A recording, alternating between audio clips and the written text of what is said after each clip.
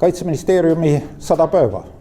Need 100 päeva on möödunud kindlal kursil, sest nagu ikka, meil on pikaajalised plaanid iseseisva kaitsevõime arendamiseks, muidugi ka koostööks NATO-ga, koostööks Euroopa Liiduga.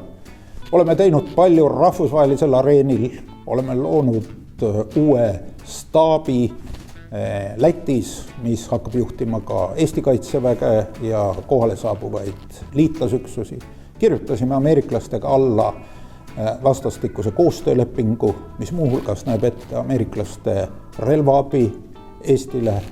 Tegime küberväljaõppekeskuse, et koondada kogu seda know-how'd, mis meil on ja mida on võimalik kasutada nii rahvusvahelises koostöös kui ka oma ekspertide harimiseks.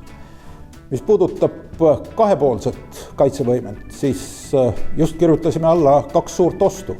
Üks on käsitulirelvad, vahetame välja kogu kaitseväe struktuuri käsitulirelvad ja ostsime ka väga arenenud pikamaa tankitõrje relvastust. Nii et selles mõttes on meie kaitsevägi saanud uusi sõjalisi relvastusvahendeid, mis kahtlemata meie kaitsevõimet veelgi tugevdavad. Ja nagu ikka, meie jaoks on väga tähtis isamaalise kasvatuse programm. Ka see jätkub järgmise 4 aasta jooksul. Siin paneme me nende 4 aasta jooksul 2 miljonit eurot selleks, et meie noorem põlvkond oleks koolitatud, informeeritud sellest, mida riigikaitses tehakse ja teisest küljest jagaks ka neid olulisi isamaalisi väärtusi.